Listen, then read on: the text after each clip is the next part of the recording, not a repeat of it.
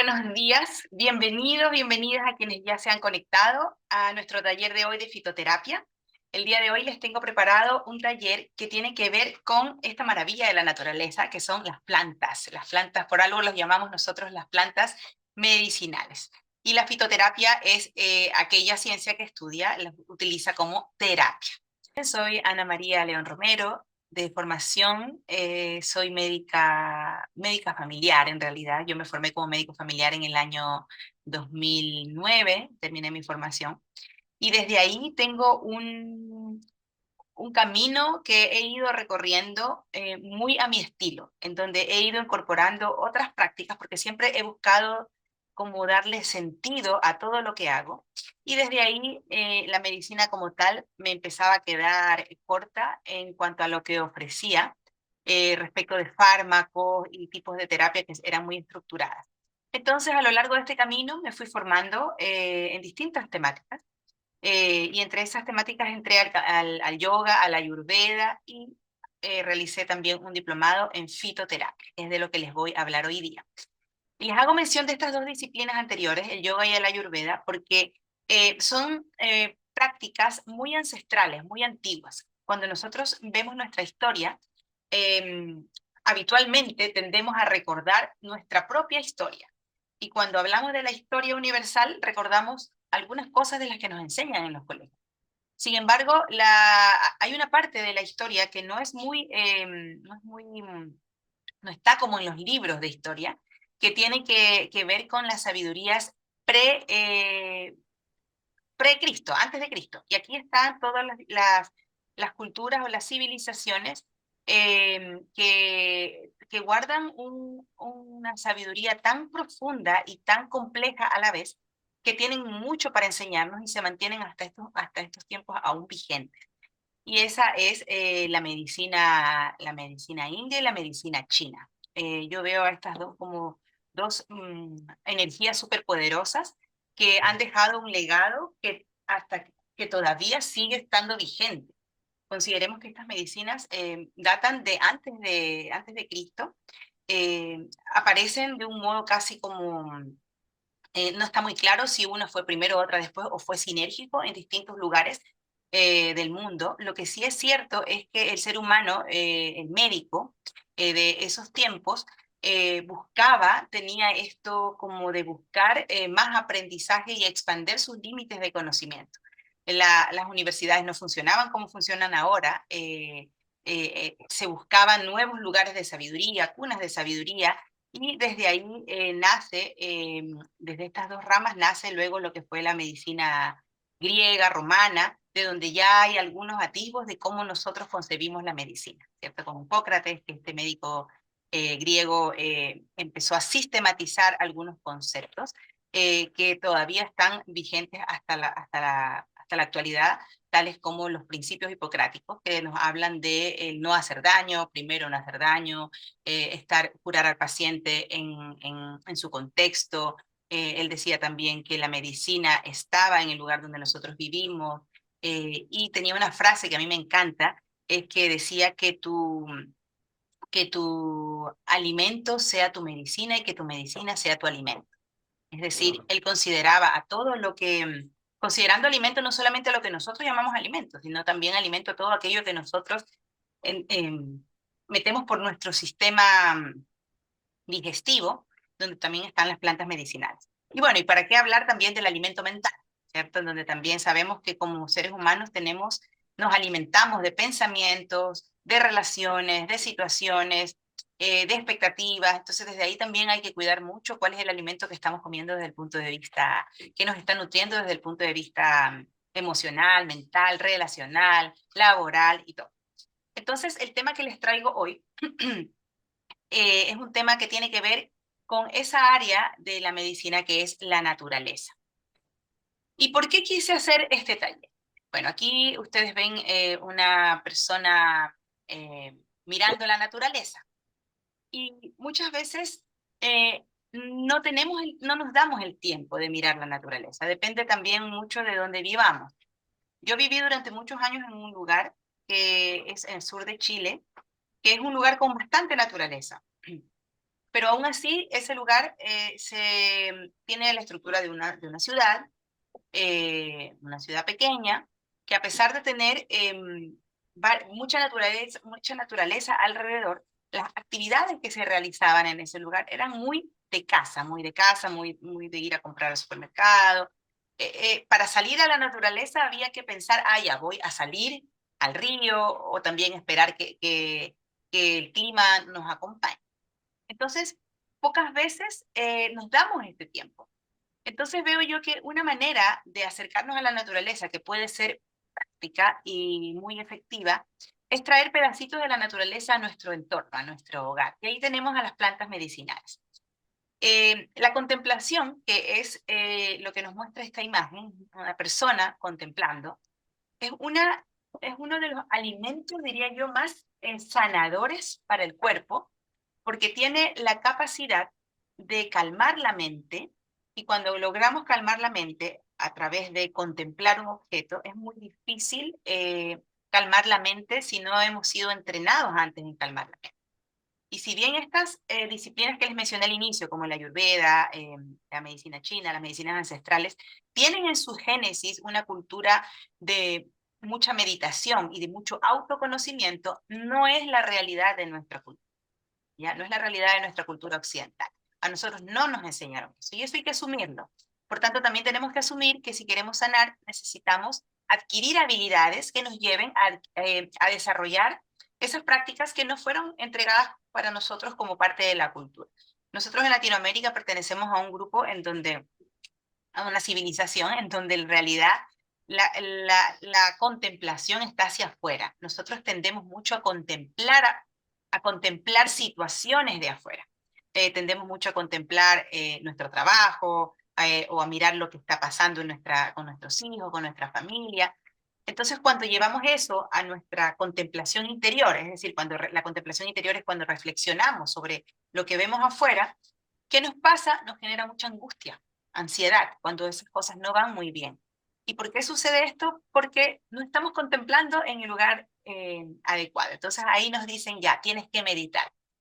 Ya, hay que meditar. Entonces las personas que yo conozco que empiezan a meditar, o yo misma cuando empecé a meditar, es muy difícil dar este salto, como así, decir ya, hoy me levanté a las 6 de la mañana y voy a empezar a meditar. Es casi imposible, tiene que haber como una voluntad muy alta, y cuando se empieza a hacer, si no se sabe cuáles son los pasos, nos frustramos porque no logramos calmar la mente, pensamos en que tenemos que ir a preparar el desayuno, pensamos que tengo ganas de ir al baño, me empieza a molestar el cuerpo, porque no tengo esta práctica, ¿ya? Entonces, mi propuesta de hoy es enseñarles algunas herramientas a través de la fitoterapia que pueden ayudar a equilibrar nuestro cuerpo físico para que nuestra mente acompañe a ese cuerpo físico a través de mantener como algunos pensamientos dirigidos hacia la curación, al cuidado de nuestro cuerpo. ¿Ya? Cuando queremos empezar alguna rutina que está relacionada con la salud emocional, o alguna rutina que está relacionada con el no hacer nada, como me dicen por ahí algunas, o como calmar nuestra mente, calmar la ansiedad, bajar las preocupaciones, siempre pensamos que tenemos que irnos desde la mente, desde aprender a meditar, aprender a respirar, aprender a respirar antes de responder de forma impulsiva. Siempre está nuestra mente dirigiéndonos en este sentido. Pero pocas veces consideramos que el cuerpo físico, los brazos, nuestro estómago, nuestros pulmones, nuestro intestino, van en sintonía con nuestro cuerpo mental, con nuestra mente. El cuerpo mental yo lo concibo como una estructura que no está solamente en la cabeza, no está solamente en el cerebro. Durante muchos años en la medicina tradicional, bueno, se dice que la mente está en la cabeza, pero la mente está en todas las partes de nuestro cuerpo. Es por eso que cuando ustedes tienen, por ejemplo, ansiedad por alguna cosa, y quizás no la tienen muy reconocida porque están igual, a pesar de esa ansiedad, siguen haciendo sus cosas habituales, puede ser que sientan picazón en todo el cuerpo, o puede ser que se hinchen la guatita, o puede ser que coman algo que comieron siempre y les dio diarrea. Eso es un signo de que la mente está presente también en sus órganos, en todos los órganos del cuerpo. Y esto la ciencia, la neurociencia ya lo ha reconocido. También hay otra disciplina que se llama la psiconeuroendocrinología, psiconeuroinmunoendocrinología, en donde ya empiezan a encontrarse las explicaciones de por qué pasa eso. Porque antes, si nosotros decíamos, estoy ansiosa, o sea, decía, voy a ir a la urgencia o voy a ir al médico porque me pica el cuerpo, y el médico desde el ojo médico, ¿cierto?, que no ha entrenado en revisar esta parte emocional y todo que les acabo de mencionar, le decía, no, no tiene nada, nada preocupante, les digo yo a los pacientes. Entonces la persona viene y dice, no, es que he ido todas estas veces al médico, muchas veces, y me dicen que no tengo nada. Entonces la persona se frustra, porque no tener un diagnóstico, más que un diagnóstico, no tener una explicación de lo que le está pasando, es frustrante. Entonces empieza a frustrarse, a sentir incertidumbre del futuro, a sentir que no tiene una solución y se sigue enredando. Entonces, por eso quise hacer este taller, porque creo yo que las plantas, con su funcionamiento, con su forma de ser, porque las plantas están, ¿cierto? Las plantas pudiésemos decir que son los seres vivos de la naturaleza y los animales también, eh, pero las plantas más porque las plantas están como siempre en silencio. Miren estos árboles que están detrás. Las plantas están contemplando. ¿Quién contempla a quién? ¿El hombre contempla a los árboles que están ahí o son los árboles los que contemplan al hombre? Se fijan, las plantas tienen todo un ecosistema, son un sistema vivo poderosísimo, cuyas raíces son muy profundas, que se comunican unas con otras, y antes de que esta persona se haya sentado ahí a verlas, a observarlas, las plantas ya sienten, ya saben que ahí hay un ser vivo, ¿cierto? Y empiezan a prepararse para recibirlos, para darle lo que necesita, porque a veces algunas personas van a la naturaleza a buscar medicina, ¿cierto? Y tienen una reacción cuando alguien saca un pedacito, saca una hojita. Y una característica que tienen las plantas es que las plantas tienen esta sabiduría en todo el cuerpo. Por ejemplo, si a nosotros nos cortan un dedo, nuestro dedo quedamos sin dedo, ¿cierto? Nosotros no regeneramos nuestro cuerpo. Sin embargo, si a las plantas les quitamos una hoja, cortamos una flor, la planta va a volver a producir va a volver a nacer, le va a volver a nacer una nueva hoja o le va a nacer una nueva flor. Entonces, este es un ejemplo de cómo las plantas son un sistema muy completo. Y ese concepto yo quiero que ustedes lo guarden hoy día. Los vegetales, las plantas, son sistemas vivos completos, integrales y autosustentados, ¿ya? Porque ellos buscan sin moverse. Ellos no es que se vayan, no es que migren como los pájaros, como las aves o como los seres humanos. Ellos están en su lugar. Aparentemente no hay movimiento, pero bueno, sí hay estudios que muestran que hay pequeños movimientos a lo largo del tiempo. Sin embargo, desde nuestra mirada humana, en el tiempo, espacio que nosotros comprendemos, las plantas las vemos estáticas. Y debajo de ellas están como una maquinita alimentándose constantemente desde las profundidades. Cuando nosotros estamos viendo sequía, esos árboles siguen altivos, sacando agua de donde nosotros no podemos obtener. ¿Ya? Entonces, por eso quise hacer este taller, porque creo que las plantas tienen mucho que mostrarnos, mucho que enseñarnos, y esto yo se los quiero compartir hoy. Entonces, vamos a conversar qué es la fitoterapia.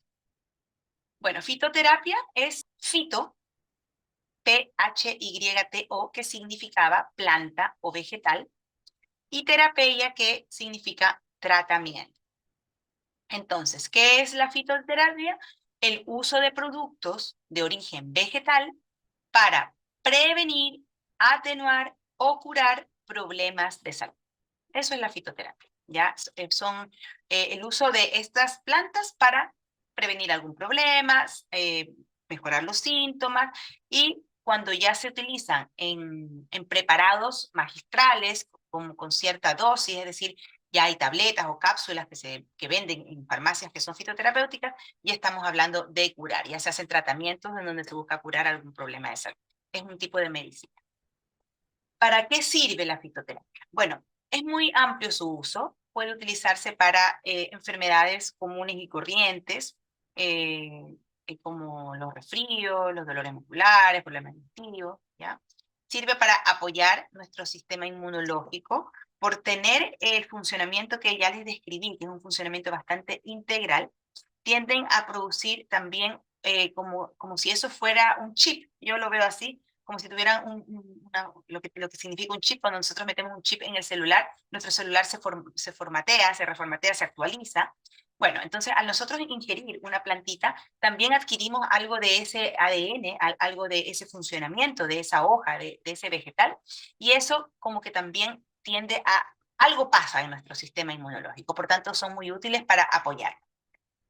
Reducen la inflamación, y la inflamación entendida no solamente como los golpes, sino como cualquier proceso inflamatorio en nuestro cuerpo, llámese una caída, una herida, o, por qué no, también un ardor digestivo, o una dolencia osteomuscular, o una infección de las amígdalas, cualquier tipo de inflamación. ¿Ya? Inflamación es muy amplio el concepto. También nos dan un apoyo digestivo muy importante. De hecho, los ayurvedas, bueno, yo no he estudiado medicina china aún, no sé qué me depare la vida, pero he estudiado medicina ayurveda. Y en la medicina ayurveda, entre las recomendaciones que hacen ellos es, en vez de comer con agua o con bebida, cola o con jugos, tener una infusión de agua de hierbas que facilite y que apoye la digestión. Y tomar esos pequeños sorbos de esa agua de hierba en pequeños sorbos durante la alimentación. También las plantas se ayudan mucho en complemento de problemas de salud mental. Y ahí existen plantas que actúan directamente sobre la ansiedad y todo el insomnio o todo lo que tiene que ver con la parte mental o emocional. También se ha visto evidencia de que las plantas nos ayudan mucho en el cuidado de la piel. Ahí tenemos, por ejemplo, la manzanilla, la lavanda, que son plantitas que podemos utilizar, podemos hacer pequeños emplastos, compresitas con estas plantas y aliviar alguna herida. De hecho, así se usaba antes, así lo hacían los antiguos médicos en la época antigua. Apoyo cardiovascular también. Las plantas nos dan un apoyo al sistema cardiovascular, mejorando la circulación. Y hay plantas que también intervienen en la regulación hormonal. Es decir, el uso, si ustedes ven aquí, el uso es bastante amplio. Pero ¿cuáles son los beneficios de usarlo? ¿Qué nos pasa? ¿Por qué nosotros elegimos las plantas? ¿Por qué quise hablarles hoy de las plantas? Primero porque sus beneficios son versátiles. Es decir, cuando ustedes toman una agua de manzanilla, no solamente no solamente les va a aliviar la inflamación. La manzanilla también es carminativa, que carminativa se refiere cuando ayuda a disminuir los gases que produce su cuerpo, la inflamación que producen su cuerpo algunos alimentos. También va a actuar sobre la piel, por ejemplo. Si ustedes, hay personas que cuando tienen acné, un acné muy rebelde, pueden tomar agüita de manzanilla 3 veces al día, por lo menos durante unos 10 días, y van a ver beneficios en su piel. Limpia la piel, produce efectos en la piel. Es decir, un mismo vegetal tiene una versatilidad grande de beneficios. Versatilidad quiere decir que puede actuar para más de una cosa. A diferencia de los fármacos de nuestra medicina alopática, que, por ejemplo, el paracetamol o el ibuprofeno van a actuar sobre una parte específica, y las dosis a veces mantenidas pueden generar daños en nuestro cuerpo, pueden generar alguna secuela. Otro motivo por el cual elegí hablarles de esto es porque las plantas son accesibles. Es decir, hasta en el supermercado encontramos té de manzanilla, té de menta, té de tilo, encontramos en el supermercado. Podemos tenerlas en nuestro jardín. Por tanto, nos pueden servir mucho como un complemento de la medicina convencional. Entendiendo como medicina convencional lo que nosotros entendemos como medicina convencional. Ojo, porque para nosotros, la medicina convencional es la medicina alopática, esa donde ustedes sacan hora, van donde el médico está con una bata blanca, les hace un diagnóstico, les da una receta y se van para su casa con una receta donde hay medicamentos que son fármacos que se compran en la farmacia tradicional. Para nosotros esa es la medicina convencional. Por eso hoy yo les traigo esta medicina, que es la medicina complementaria. Es decir, para nosotros la fitoterapia es la medicina complementaria.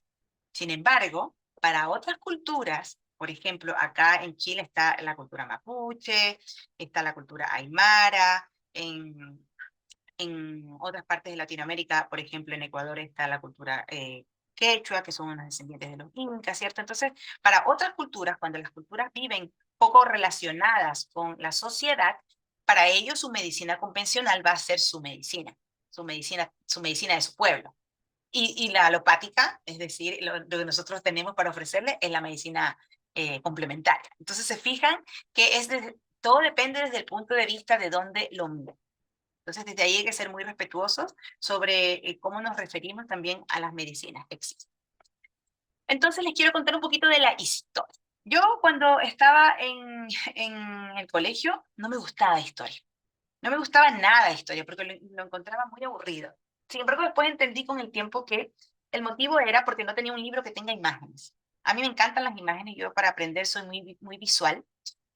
Aprendo más de manera visual y auditiva, más que leyendo. Entonces, para mí las imágenes son importantes. Y aquí ustedes pueden ver una imagen antigua, ¿cierto? Hay por ahí una iglesia, ciudades de otra época, parece, pero una ciudad, ¿cierto? Entonces yo le quiero contar un poquito cómo era la historia, cómo fue la historia de esta área de la medicina que es la fitoterapia. Tenemos primero, o sea, de lo que se ha podido rescatar, porque hay que reconocer que ya los geólogos y los científicos han declarado que existen culturas que no hemos podido, a las que no hemos podido llegar. Que nosotros tengamos un recuerdo porque estudiamos o porque aprendimos o porque leímos de una cultura más antigua, no significa que no haya habido algo antes. De hecho, se han encontrado hallazgos geológicos en donde se ha visto como algunos objetos que parecen muy modernos y que no se sabe cómo llegaron ahí, que es imposible que alguien los haya enterrado. Entonces nos deja como pensar que pueden haber existido civilizaciones más antiguas a las que les voy a mostrar ahora, pero de las que no podemos tener registro concreto, registro que podamos ver, palpar, tocar, oler y leer. Entonces, la más antigua de la que se tiene evidencia es la cultura sumeria. ¿Ya? Los sumerios son una civilización muy antigua, de más de 6.000 o 7.000 años atrás, en donde se ha podido rescatar una escritura que se llama escritura cuneiforme, que al poderla traducir, se ha logrado observar que ya tenían uso de plantas en su práctica, en su vida cotidiana. Usaban las plantas. Tenemos luego, bueno, yendo más hacia adelante en la historia, la cultura india, en donde ya les mencioné, ¿cierto? Esta es en la que yo me introduje un poco más, la que me hizo conectarme con esta parte de la medicina. La cultura india también tiene súper sistematizado y estructurado el uso de las plantas medicinales, pero lo tiene no aislado como lo tenemos nosotros, sino que lo tiene como parte del tratamiento médico. Ellos tienen toda una estructura en donde hacen un diagnóstico. Su diagnóstico es un diagnóstico que como que hace una evaluación de la persona en términos de sus características. Entonces, de acuerdo a las características de las personas, ellos definen que la persona tiene más predominancia en su cuerpo de algunos elementos. Entonces, por ejemplo, les voy a poner, dicen ellos, dosha, pita, vata. Son personas que tienen más predominio del fuego y del aire en su cuerpo. ¿Ya? Dosha vata solito, son personas que tienen más predominio solo del aire, que son personas más nerviosas, más ansiosas, con estreñimiento quizás, la piel muy seca, mientras que el dosha pita, que tiene más fuego en su cuerpo, son personas más impulsivas, más como coléricas, quizás con un sistema muscular muy fortalecido, con una buena digestión, y que parecen no ser ansiosos porque son muy impulsivos. Entonces, ellos somos como solo como ejemplo, ¿cierto? Que sus diagnósticos son muy distintos a los nuestros. Los diagnósticos se basan en las características de la persona. Entonces, desde ahí también utilizan plantas que apacigüen estas características. Por tanto, si alguien es dosha pita, que va a tener más fuego, más elemento fuego, son personas que desde los síntomas van a tener a lo mejor más problemas digestivos, más acidez, más reflujo. Eh, entonces, ¿qué le van a recomendar? Una plantita que apacigüe eso. Entonces, desde ahí les recomiendan a lo mejor una plantita de caléndula o una plantita de manzanilla, y les recomiendan también disminuir el uso de la canela o pimienta, ¿ya? Entonces, es como para que ustedes vean como ejemplo que cuando también ellos usan, o cuando yo estoy pensando también en una planta medicinal para darle a alguien, no estoy viendo un solo aspecto. No es que estoy diciendo, ay, esta persona me vino a ver por fiebre, por tanto le voy a dar manzanilla. No, estoy pensando en un todo. El diagnóstico también ha sido integral. Bueno, luego tenemos la medicina china, que aparece acá, ¿cierto? Voy a poner aquí el puntero.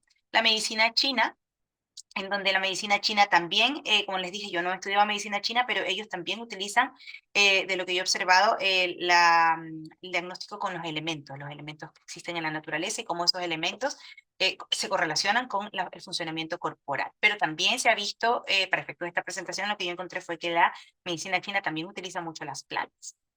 Y bueno, luego vienen los egipcios, que ya nos empezamos a acercar un poco más acá, ¿cierto? Hacia esta cultura también milenaria, en donde también se ha encontrado evidencia de que en sus papiros ya había uso de plantas medicinales. Y después ya venimos a lo que es más conocido, ya lo que es más cercano, que es la edad antigua. Aquí ya aparece desde los egipcios. Al parecer, yo vi una película que se la recomiendo que se llama El Médico, en inglés se llama The Physician, y esa película es muy descriptora de cómo el médico, se las voy a contar porque me encanta y me hizo acordar y la voy a volver a ver.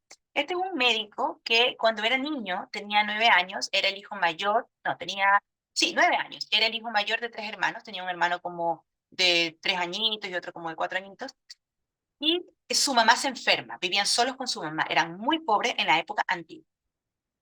Estoy hablando, no me acuerdo si es antes de Cristo o los primeros años después de Cristo, pero es muy, muy antiguo. No, sí, después de Cristo, porque ya me acordé de un dato. Entonces este niño, se muere su mamá y, perdón, se enferma su mamá y él va a buscar un curandero, va a buscar un curandero y encuentra a uno que le decían carnicero, ¿ya? Y el carnicero, van a ver en la película, es un pequeño spoiler, el carnicero era como lo que actual, o sea, se fue evolucionando, yo sacaba esa conclusión, porque el carnicero lo que hacía no era cortar carne, sino que sacaba muelas, cortaba brazos, operaba. Entonces se sabía que el carnicero de ese entonces, que era el curandero que se dedicaba a estos aspectos, era mal visto por la iglesia. ¿Ya? Entonces, cuando el niño llega con el carnicero a la casa de la mamá, que vivían como una casa muy pobre, ya estaba el cura, los vecinos habían llamado al cura. Entonces el carnicero, como ve el cura, dice, no, yo no puedo entrar ahí, y estaba esta como oposición de ambos modos de ver, ambos modos de ver la vida y la salud y la enfermedad, en donde el carnicero le tenía miedo a los sacerdotes y el sacerdote satanizaba al carnicero. Cuento corto que la mamá no se curó porque le dieron los altos óleos, el carnicero no le pudo, tenía una apendicitis, era una enfermedad, se llamaba entonces enfermedad del costado. Entonces, yo buscando enfermedad del costado, era la antigua apendicitis. Entonces, este niño se convierte, bueno, el niño se queda huérfano, y cuando este cura intenta ubicar a los niños que quedaron huérfanos, 3 niños, puede ubicar a todos las personas que les gustaba o querían tener niños en sus casas, adoptan a los más pequeños, pero al más grande no, porque era más grande y comía mucho. Es una película súper cruda en ese aspecto. Pero ¿qué pasa? Que este niño empieza se apega a este carnicero y le pide que le enseñe porque quiere comprender por qué murió su mamá. Y ahí este niño empieza ese camino y bueno, termina aprendiendo desde el carnicero, pero no le hace sentido porque es una medicina muy vacía, en donde no se considera el alma de las personas, y el niño tenía una habilidad de darse cuenta cuando la persona iba a enfermar o iba a morir, tenía un don. Entonces empieza a viajar. Y viaja a Grecia, viaja a Egipto y aprende otras medicinas. Y bueno, y después es médico. Entonces se ve cómo la medicina en esa época era muy como variada, y si querías aprender tenías que apegarte a personas que te podían enseñar, pero tenías la posibilidad de irte expandiendo. Entonces aquí hay unas figuras de un poco lo que les he contado en esta historia de la película, ¿cierto? Pero aquí hay una figura de un curandero, ¿cierto? Donde hay varias personas atrás que pensamos que son médicos también, en donde están sistematizando, escribiendo aquello que van a, cuál es la mejor práctica, la mejor medicina para sus pacientes. El médico de la antigüedad también era muy estudioso, también estudiaba mucho y también trataba de crear tratados. De hecho, están los tratados de Hipócrates, ¿cierto? O los tratados de Dioscórides, que es el padre de la fitoterapia, en donde ya ellos tienen su descripción de para qué sirve cada vegetal o cada planta. Entonces acá esto es lo que ocurrió con la evolución de la medicina. Aquí vemos una persona en su lecho, no sabemos si de muerte o enfermedad, pero estamos el médico al pie de la cabecera, ¿cierto? Y acá arriba está esta figura de estudiosos de era como una universidad, de lo que puede, esto como la foto o la pintura de una universidad griega de medicina. Entonces la medicina, la fitoterapia siempre ha tenido un lugar. Eso es lo que quiero transmitirles con haberme tomado este tiempo contándoles la historia. Siempre ha tenido un lugar las plantas medicinales en la medicina. Entonces, ¿qué pasa en la actualidad? Bueno, la Organización Mundial de la Salud ya se refiere al tema del uso de plantas. Ya lo ha tomado, ¿cierto? Si ustedes entran a la OMS, se refiere al uso de las plantas, pero no lo llama fitoterapia. ¿Ya? ¿Motivo? No vamos a entrar como en detalle por qué no lo llama así, pero no lo llama fitoterapia. Más bien se refiere al de la medicina, lo llama medicina herbaria o herbolaria. Y con relación al medicamento fitoterapéutico no lo llama medicamento fitoterapéutico, sino que lo llama medicamento herbario. ¿Ya? Entonces ya deja de llamar hierba medicinal y le llama medicina herbaria. Es un cambio de nombre, pero en el fondo lo que quiere decir aquí es que de cierto modo está validando de que sí hay evidencia, sí hay uso, que hay algunas plantas que pueden usarse y que pueden funcionar como un medicamento incluso. ¿Ya? Eso es como la validación.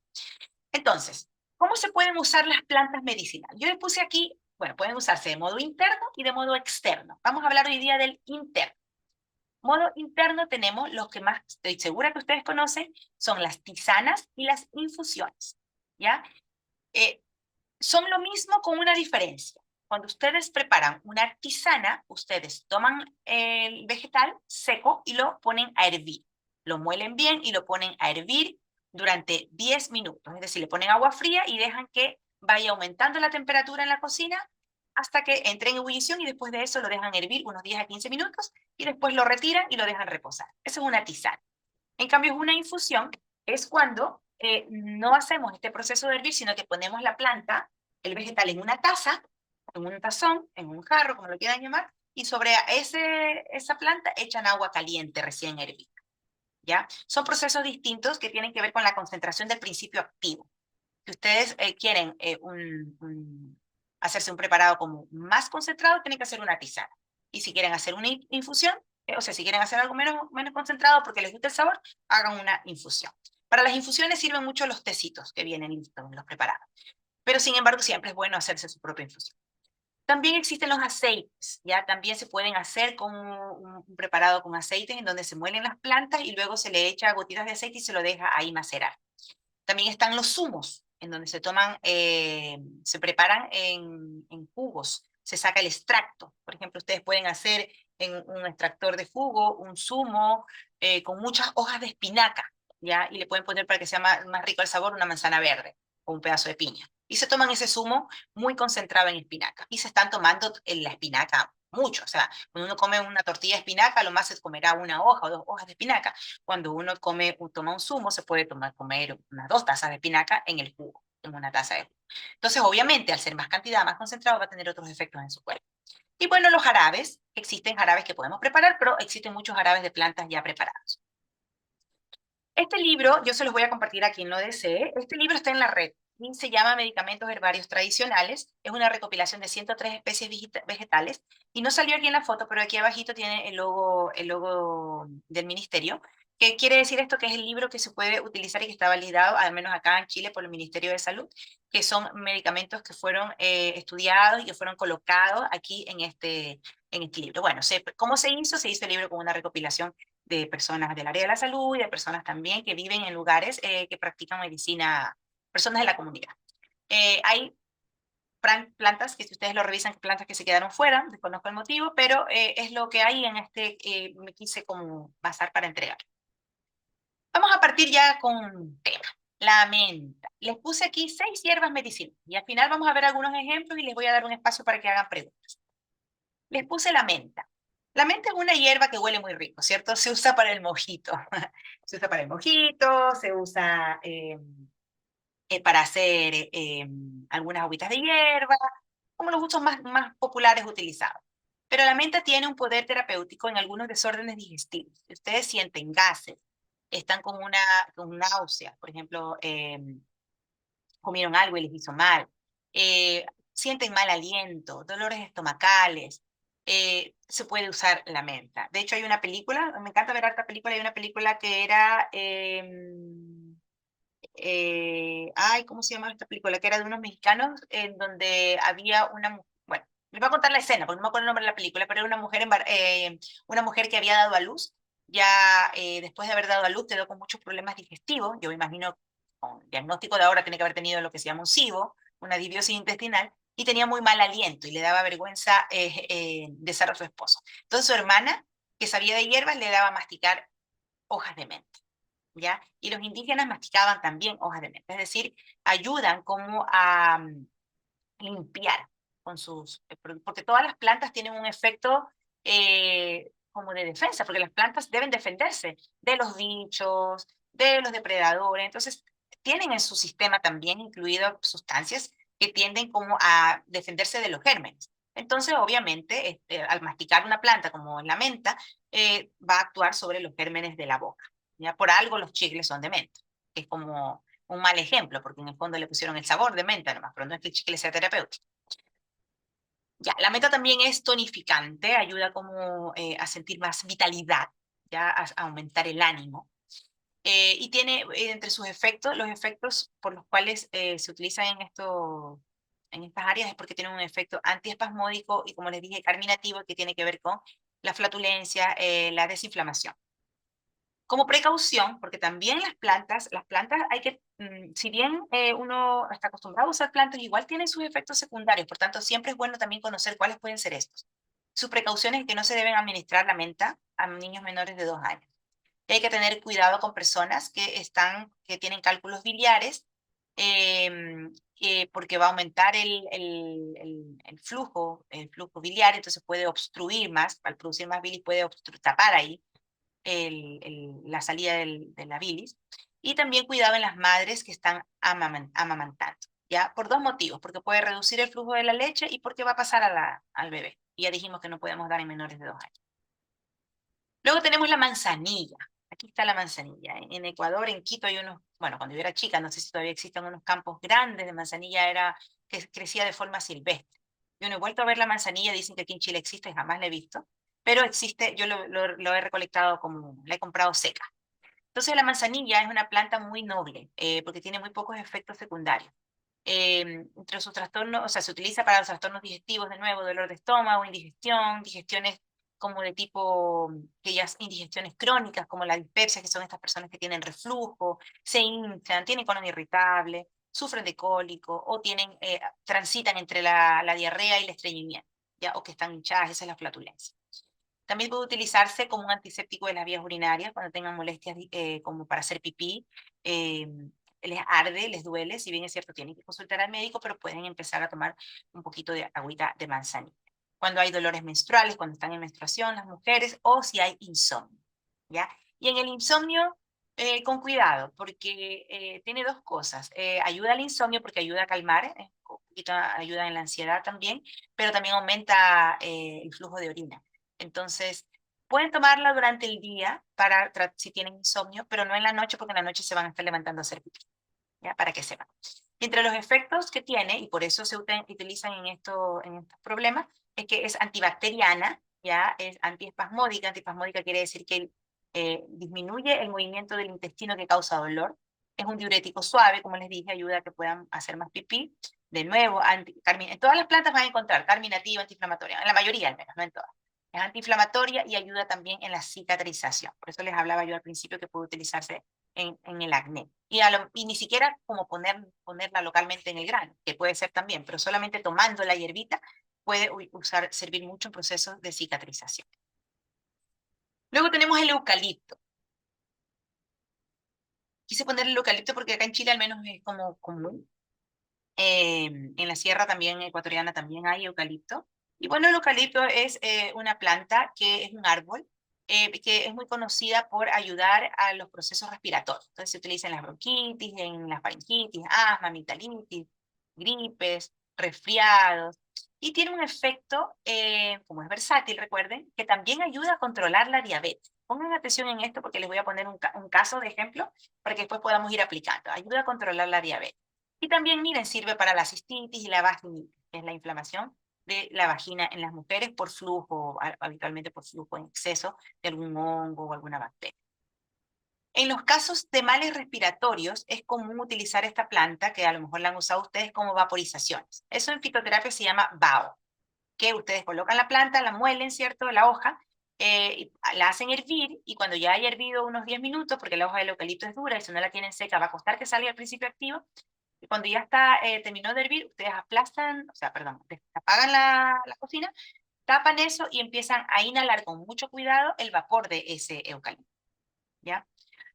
Precaución, no administrar en niños menores de 3 años, porque en niños menores de 3 años que están con una bronquitis o una faringitis pueden causar el efecto contrario y causar un espasmo. Espasmo quiere decir un broncoespasmo, que es que el bronquio se cierra, se tapa. Entonces el niño, en vez de ayudarles, va a ser peor para el síntoma respiratorio. Entonces, en general, plantitas, yo no uso en niños menores de 6 años.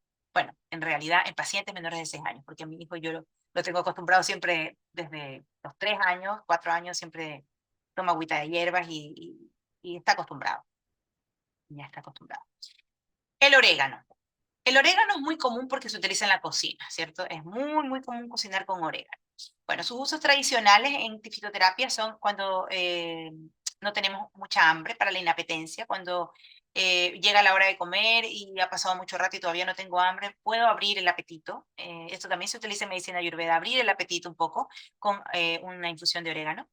Se utiliza mucho en las dispepsias. De nuevo, la dispepsia es esta molestia, este ardor, esta sensación de reflujo ácido en el esófago. Es como, esta palabra hiposecretora se me fue ahí, sirve en el meteorismo, ya que el meteorismo es exceso de gases en el intestino, en los espasmos gastrointestinales, que es este dolor gastrointestinal, en las diarreas, en los problemas de vesícula, problemas hepatobiliares, colecistitis. Bueno, una colecistitis tiene que estar operándose, de base. Pero si la persona tiene cálculos biliares, es importante, o sea, el orégano sí lo puedo usar, recuerden que la menta no. Bueno, y de nuevo, la bronquitis, el asma, el amenorrea, el enfisema, litiasis renales. ¿Y por qué? Porque el orégano tiene una, aquí se me cortó de la presentación, pero te lo voy a decir en palabras. El orégano es una planta que al igual que la manzanilla es antibacteriana, es antimicrobiana. Es decir, cuando ustedes consumen orégano, están combatiendo algunos microbios patógenos que pueden existir en su cuerpo, ¿ya? Cándida, por eso se usa el aceite de orégano para el tratamiento de la lisidiosis intestinal, eh, eh, algún proceso viral, cuando estén con un resfrío y estén iniciando el resfrío, pueden tomar agüita de orégano. Que les cayó mal alguna comida, fueron a comer pescado, por ejemplo, y se pegaron algún virus por ahí, el orégano. Por tanto, hay que tener la precaución, y por eso se los digo, y guárdenlo en su mente, apunten, ¿no? Porque no hay que usar orégano cuando estemos usando medicamentos antibióticos o antivirales. Si ustedes están tomando aciclovir, o están tomando amoxicilina, o están tomando ciprofloxacina, o cualquier antibiótico, no usen orégano, ¿ya? Porque compiten y no se logra el efecto, porque si el médico les da un antiviral o un antibiótico es porque por algo se los dio. Entonces, dar orégano es como competir con ese efecto, ¿ya? No van a tener el efecto esperado. Y se me fue la idea que les iba a decir en relación al orégano. Ah, ya. El antibiótico, paso el mensaje, el aviso. Jamás usar antibióticos que tengan guardados en casa. El tratamiento antibiótico se inicia, se termina, y si sobra, háganse 2 preguntas. O se olvidaron una dosis, o vino para más días del que le indicó el médico. Entonces, si no se olvidaron ninguna dosis y vino para más días de la que le indicó el médico, es decir, le indicaron para 7 días y venía para 10, boten ese antibiótico, elimínenlo. ¿Por qué? Porque si ustedes, tengo pacientes que guardan los antibióticos y luego se están resfriados y se toman una amoxicilina y están convencidos de que una amoxicilina les va a quitar el resfrío, ¿ya? Entonces lo único que están generando ahí es la resistencia bacteriana. En términos generales, nosotros no deberíamos tener que tomar antibióticos más de una vez al año. Es decir, de verdad no necesitaríamos antibióticos. Y si tomamos antibióticos, ojalá no sea más de una vez al año. Y si necesitamos dar más de una vez al año, tenemos que preguntarnos por qué estoy necesitando tanto antibiótico. Ya, entonces, un poquito para generar conciencia en el uso de antibióticos. Porque de verdad, no les quiero decir con esto que cuando se los receten no se los tomen. No, por el contrario, si ustedes van y les dan el medicamento, hay que tomarlo porque lo necesitan. Sin embargo, si vean su salud en perspectiva, anoten. ¿Cuándo empecé este antibiótico? ¿Cuándo lo terminé? En este año, y no como año calendario, sino año, si fui al médico en mayo del 2024, ¿cuántos antibióticos he tomado entre mayo del 2024 y mayo del 2023? ¿Ya? Porque a veces hay sobreuso de antibióticos porque cuando vamos al médico, el médico no nos conoce lo suficiente y a lo mejor nos da antibióticos cuando todavía no necesitamos porque no supo que nosotros ya estamos tomando antibióticos ya la cuarta vez que toma antibióticos. Eso no es normal, no está bien y causa un daño terrible a la flora microbiana. Y la flora microbiana son las bacterias que tenemos en nuestro intestino que nos ayudan a defendernos de las infecciones. Por tanto, es un círculo vicioso, ¿ya? Por eso les quiero pasar este aviso en relación con el orégano, que es un antimicrobiano. Luego tenemos el tomillo. El tomillo es una planta que también se usa en cocina, sirve para los malestares digestivos, para aquellas digestiones difíciles, de nuevo la dispepsia, la diarrea, y aparecen acá otros usos, como el uso en parásitos intestinales, que el orégano también sirve para eso, no lo puse nomás, malestares respiratorios, tiene un efecto antiespasmódico, antiséptico, por tanto se puede utilizar en limpieza, por ejemplo, antitusivo, si hay tos, si estamos resfriados y tenemos tos, una tos seca, podemos usar el tomillo, es astringente, seca, por tanto los mocos también los van a secar, antibacteriano, carminativo, expectorante, ayuda a botar la secreción. Precauciones: no administrar durante el embarazo y la lactancia sin supervisión médica. Esto para todas las plantas, nunca en embarazo y lactancia. Toronjil y melisa, esta me encanta. Había una planta los mapuches dicen que en la casa en la creencia, que en la casa de las personas crece la planta que uno necesita.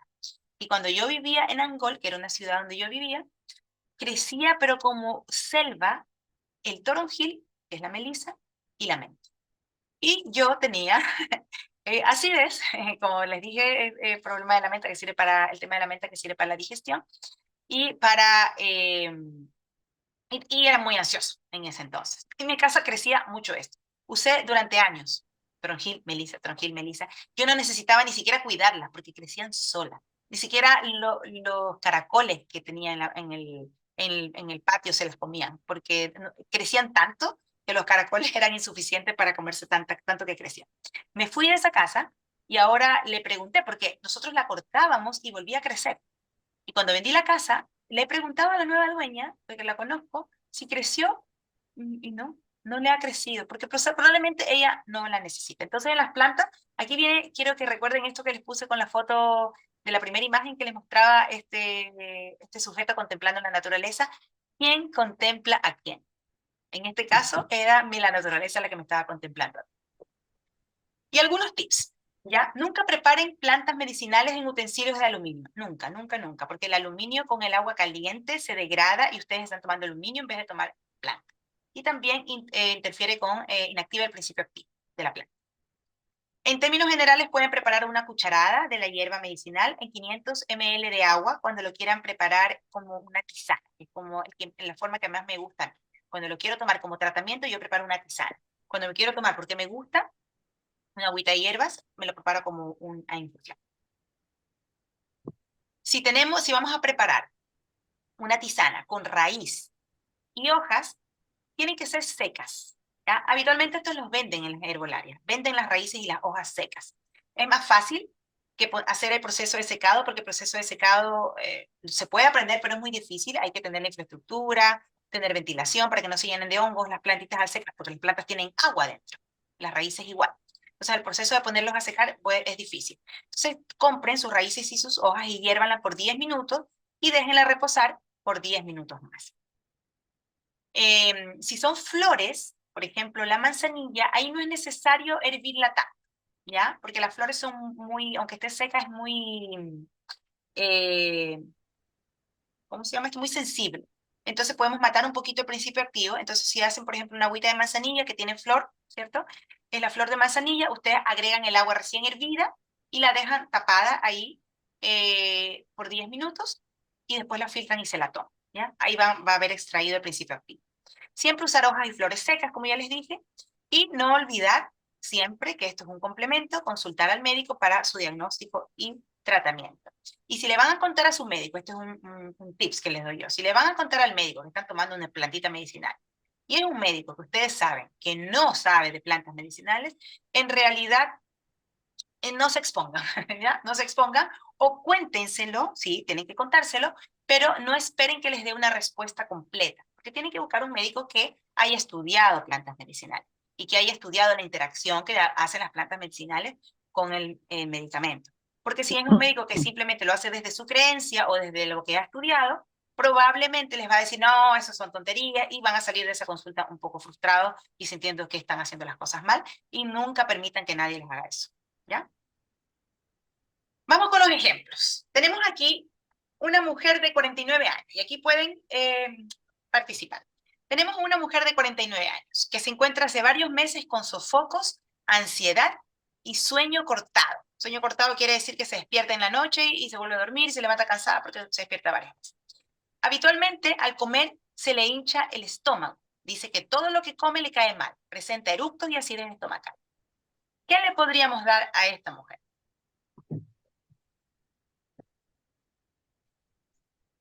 Cuéntenme. Abran sus micrófonos si desean participar. ¿Qué se les ocurre? ¿Menta o manzanilla? Puede ser menta o manzanilla, ¿cierto? Le podemos dar menta durante el día y manzanilla, perdón, le podemos dar manzanilla durante el día y a lo mejor si está con reflujo en la noche, un poquito de menta en la noche, aunque la menta... Ya, está bien la respuesta. Puede usar menta o manzanilla. Sin embargo, solamente me voy a referir a los efectos como adversos. Recuerden que la manzanilla le pudiese ayudar con el sueño, pero si se lo toma en la noche se va a levantar a hacer pipí. La menta le ayuda en todos los momentos, pero si se lo toma en la noche como es tonificante, le va a causar que se va a activar más y quizás le va a cortar más el sueño. Entonces yo sí le daría una mezcla de menta y manzanilla durante el día hasta las 4 de la tarde, por ejemplo. ¿Ya? Y ahí podríamos adecuar esta mezcla de plantitas porque podemos hacer una mezcla de menta con manzanilla. ¿Ya? Nunca combinar más de 2 o 3 hierbas. ¿Ya? Ejemplo 2. Adolescente de 16 años que siempre tiene moco nasal en las mañanas. Amanece con la nariz tapada y está acostumbrado a estos síntomas. Además se siente incómoda porque tiene acné, erupción de acné que tiene en su cara. Para colmo, ayer comió completos. Completos acá en Chile son los hot dogs. Y hoy tiene dolor abdominal como retorcijón. Son los hot dogs, pero tiene palta, tiene tomate, tiene chucrut. Entonces, por tanto, el completo es como súper un alimento bien intenso. ¿Qué le darían a este adolescente?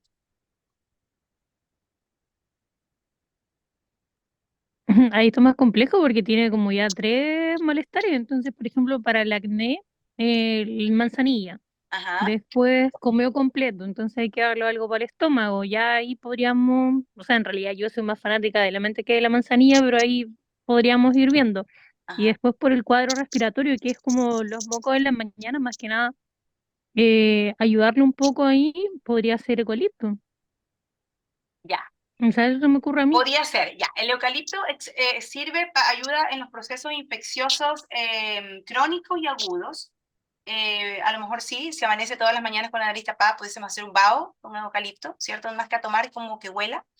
Eh, y recordemos el orégano, ya que es antibacteriano. Y si amanece todos los días con la nariz tapada, probablemente tenga alergia, una alergia crónica, una rinitis crónica. Entonces lo que queremos ahí, porque recuerden que las plantas son para tratar y prevenir, entonces queremos prevenir una infección, entonces pudiésemos aprovechar que el orégano y el tomillo funcionan tanto en la parte respiratoria y en la parte digestiva. Entonces le podemos dar una agüita de orégano o una agüita de tomillo, mientras tenga la crisis de los completos, ¿cierto? Y para el tratamiento como de la nariz de manera permanente, podemos hacerle esta agüita de eucalipto en la noche, a lo mejor para que duerma tranquilo y no maneje con tanto moco en la nariz. Es decir, podemos ir buscando el efecto. Cualquier planta que usemos tenemos que verla en su totalidad y que a veces nos puede funcionar para más de una cosa. ¿Ya? Y claro, y la manzanilla si quiere tratar el acné, esa tiene que ser dirigida hacia el acné. Pero si usa la manzanilla, también le va a ayudar con las alergias. Y si tiene una alergia, igual le va a ayudar con su nariz tapada. ¿Ya? Entonces, desde ahí podemos ver el uso también de la manzanilla.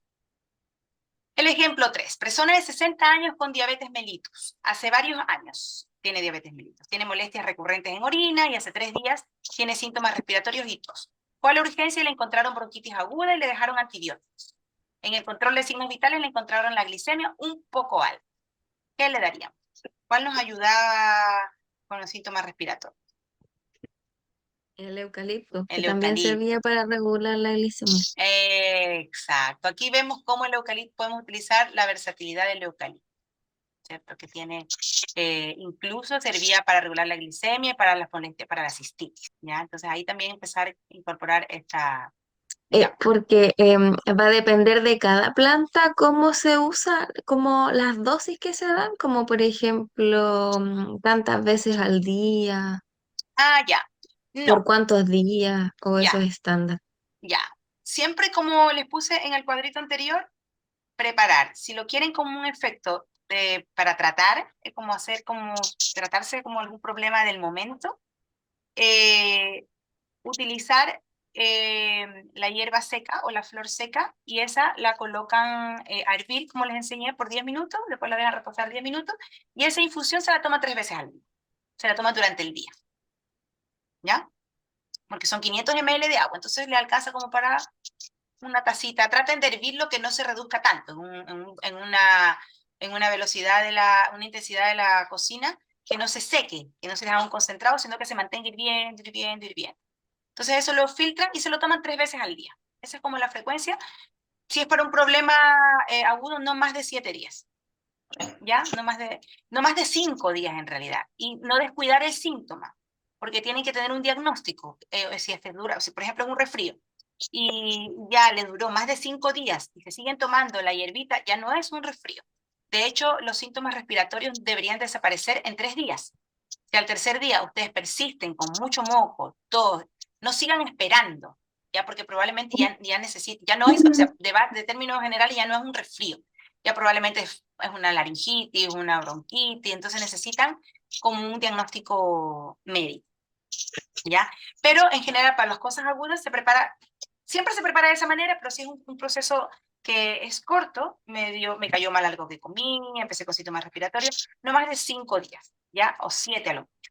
Si es para algo mantenido en el tiempo, es decir, siempre tengo colon irritable, siempre tengo acidez, pueden usar una agüita de orégano, ahí sí como una infusión, basta con que sea una infusión de orégano, es decir, del tecito, 3 veces al día junto con las comidas. Es muy útil para el orégano ahí, o el tomillo. ¿Qué más crónico puede ser? Si es como complemento para las alergias, por ejemplo, este ejemplo, la persona con alergia, la rinitis alérgica, pueden tomar la manzanilla también, ir observando durante periodos de cada semana, van viendo cómo va la respuesta hasta los 21 días y ver si hay alguna mejora en lo que querían lograr. Pero tomar la planta así como de por vida, como que no tiene mucho sentido, porque no sabemos para qué lo estamos usando y confundimos a nuestro cuerpo, porque igual la planta tiene un principio activo, tiene como un principio terapéutico.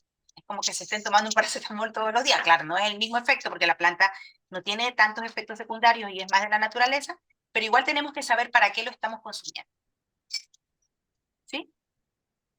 ¿Te respondí la pregunta? Sí, gracias. Ya, muy bien. ¿Alguien más? Les quiero agradecer por haber participado hoy día. Me encantó que hayan interactuado. Así que muchas gracias por haber estado aquí hoy día en este taller y estén atentos voy a estar haciendo cada cierto tiempo, de preferencia los sábados. Así que para que estén atentos ahí a las redes sociales, en mi Instagram y en YouTube. Instagram, ana.marialeonromero y YouTube, Escuela Pilares de la Salud. Adiós, muchas gracias.